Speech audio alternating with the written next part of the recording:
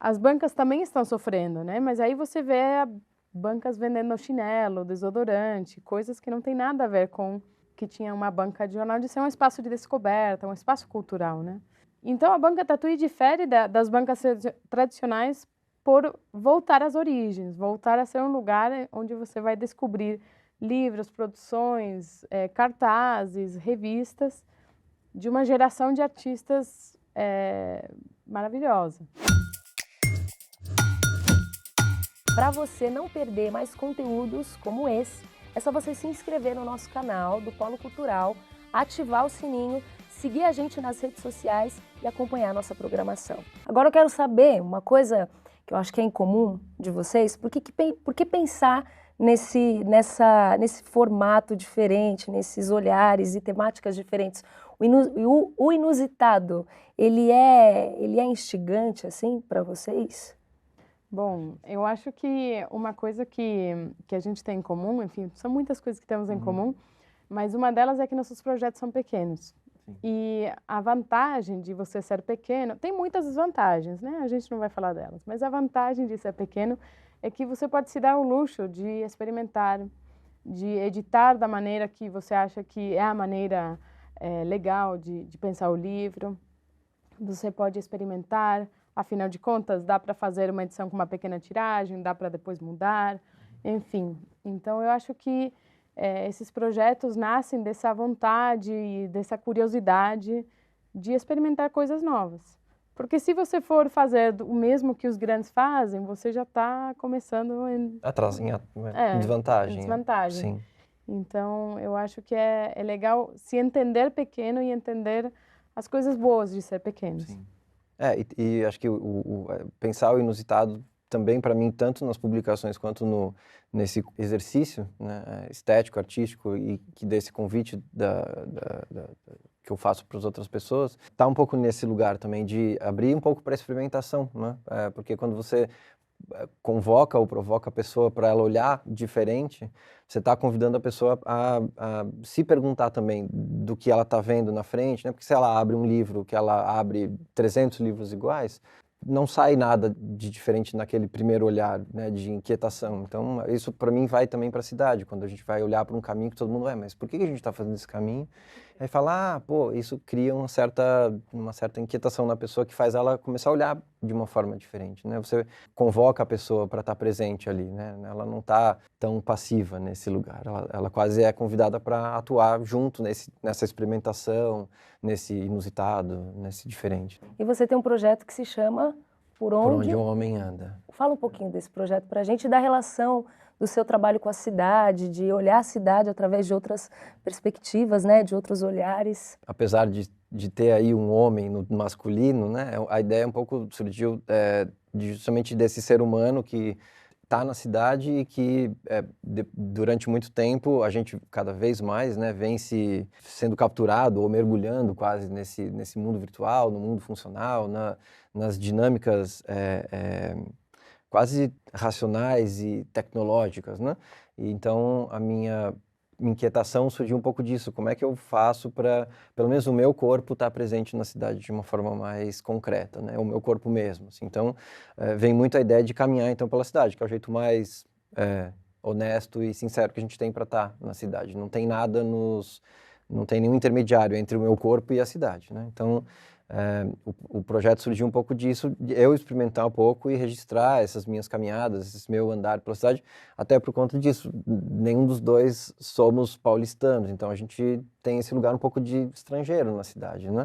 Então, o olhar do estrangeiro é sempre um pouco, bom, e aí, eu preciso me entender aqui, né? Eu não sou um morador da cidade, eu não tenho muitos familiares, então como é que eu me entendo, como é que eu me encontro nesse espaço, né? Então, o Por Onde o Homem Anda vai um pouco, quase esse alter ego meu, assim, eu vou experimentar a cidade, então, a partir desse caminhar e vou olhar um pouco para isso, tentando encontrar uma certa familiaridade. Como que eu me familiarizo dentro dessa cidade que não é minha, né? Que não me pertence, assim. Então, ir encontrando esses registros e explorando a cidade um pouco para tornar ela familiar para mim de alguma forma. E escolher a cidade de São Paulo para viver foi uma escolha estratégica, assim? Eu vim para cá fazer mestrado, doutorado, então eu tinha uma questão de ser professor, então lá no Sul não tinha muitas instituições, então eu vim para cá para estudar. Mas também tem um pouco São Paulo como esse lugar de...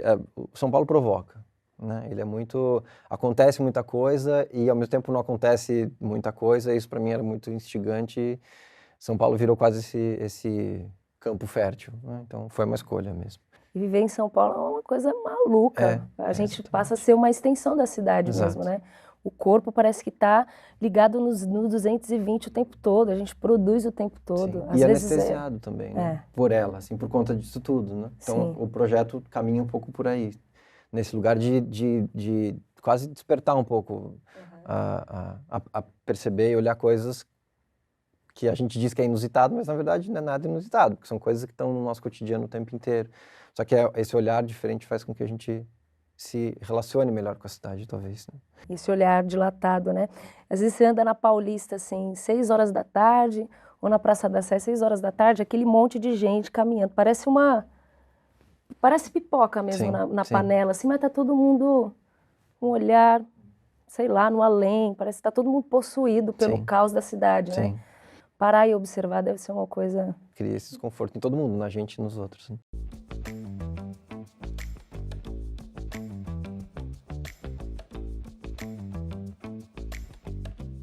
Estou aqui na Banca Tatuí, este espaço de 6 metros quadrados na Santa Cecília, em São Paulo.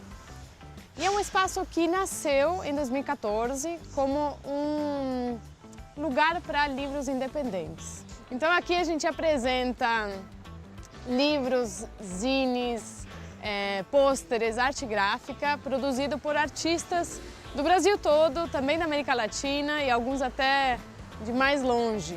É um espaço na rua, então tem esse movimento, tem esse barulho, tem esse contato espontâneo com muitas pessoas que talvez não iriam numa livraria ou não se interessariam por uma feira de livros, mas atravessando aqui a rua, caminhando aqui pela rua, de repente se interessam pelo espaço e acabam descobrindo esse universo da arte impressa, essa arena da palavra. Uma coisa que na Lote 42, a nossa editora, a gente fez desde o primeiro livro, foi lançar de um jeito divertido, diferente dos típicos lançamentos de livros. Isso fez com que, quando a gente abriu a Banca Tatuí, a gente trouxe um pouco esse espírito para cá. Então os lançamentos sempre foram aqui na rua, tivemos lançamento com show no teto, tivemos eventos também com aula de jazz na rua, de dança, fizemos eventos das mais variadas naturezas e por acreditar que a rua é um espaço que pode ser ocupado, é um espaço que a gente pode trazer cultura para perto das pessoas. O que a gente vê é que, de fato, as pessoas que talvez realmente não iriam em um evento cultural ou num lançamento de livro, passam aqui e passam a se interessar. E Cecília, fala pra gente um pouco da ideia da Banca Tatuí, que é maravilhosa, que fica no centro de São Paulo, ali na Santa Cecília, e o que difere a Banca Tatuí dessas livrarias mais convencionais, assim, que a gente está mais acostumado, que a gente conhece mais, né?